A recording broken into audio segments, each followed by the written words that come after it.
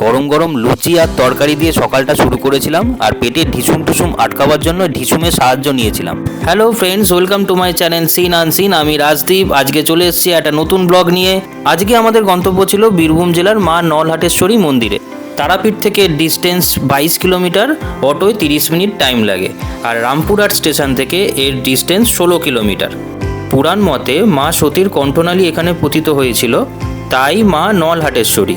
আবার স্থানীয় বাসিন্দাদের মতে মায়ের কপাল অর্থাৎ ললাট এখানে পতিত হয়েছিল, তাই মা ললাটেশ্বরী নামেও পরিচিত। বর্তমানে এখানে ছবি তোলা নিষেধ, তাও আমি গর্ভগৃহের ছবি একটি দিলাম। খুব সুন্দর এই মন্দির প্রাঙ্গণে সনাতনী মাতে আবার বিয়েও হয়ে থাকে। এখানে পুজো দিয়ে বেরিয়ে আমরা তারাপীঠে ফিরে ভারত সেবাশ্রমের এই সুন্দর মন্দিরটিতে ঘুরতে গেছিলাম।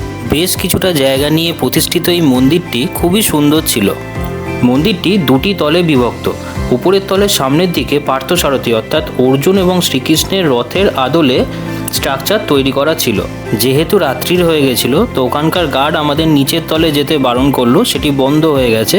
তো উপরের তলটি ঘুরে আমরা দেখলাম খুবই সুন্দর। সামনেই ছিল শিব ঠাকুরের মূর্তি, এছাড়াও বিভিন্ন দেবদেবীর মূর্তি ছিল। মন্দিরের ভেতরের চারিদিকের কারুকার্যময় প্রতিস্থাপন আপনার চোখ কাটতে বাধ্য।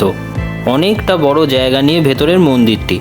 মন্দিরের নিচের তলের ভিডিও আমি আপনাদের অবশ্যই দেখাবো। রাত্রি হয়ে যাওয়ার কারণে আমাদের মন্দির প্রাঙ্গণ তাড়াতাড়ি ছেড়ে দিতে হয়েছিল। মন্দির থেকে বেরিয়ে আমরা চলেছিলাম মার্কেটের দিকে। মার্কেটটি খুবই জনবহুল ছিল, কিন্তু চারিদিক ঘুরে দেখতে বেশ ভালোই লাগে। চারিদিকে দোকানপাট, ঠাকুরের ছবির দোকান, বিশেষ করে প্যারার দোকান তো আপনার মন কাড়বেই।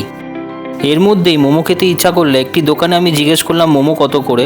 বললো 4 পিস মোমো এক প্লেটে থাকবে নাকি 80 টাকা। শুনেই আমি আবার পেছন ঘুরে চলে এলাম। তো আবার হাঁটতে শুরু করলাম তারাপীঠ মন্দিরের দিকে, মার্কেটের কাছে। সব জিনিসেরই দাম কলকাতা থেকে 20-25 টাকা করে বেশি, এবং সেটাই স্বাভাবিক। তবে মোমোর দামটায় কাকা একটু বেশি ভেলকি দেখিয়ে দিয়েছিল।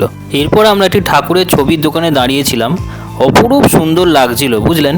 এই ঠাকুরের ছবিগুলো দেখতে এত ভালো লাগছিল যে কি বলবো। এরপর আমরা মন্দিরের পেছন দিককার সিঁড়ির সামনে গিয়ে উপস্থিত হয়েছিলাম। আর এনার কথা তো বলতে ভুলেই গেছিলাম, পুরীর মতো এখানেও একটি কাকাতুয়া হোটেল আছে, যেখানে প্যারা পাওয়া যায়, কাকাতুয়ার প্যারা। তো এখানে একটি কাকাতুয়া পাখি ছিল, চিনি তো বেজায় খুশি হয়েছিল এই পাখিটিকে দেখে। এখানেই ভিডিওটি শেষ করছি। ভালো লাগলে লাইক করো, কমেন্ট করো এবং পরের ভিডিওর জন্য সাবস্ক্রাইব করো।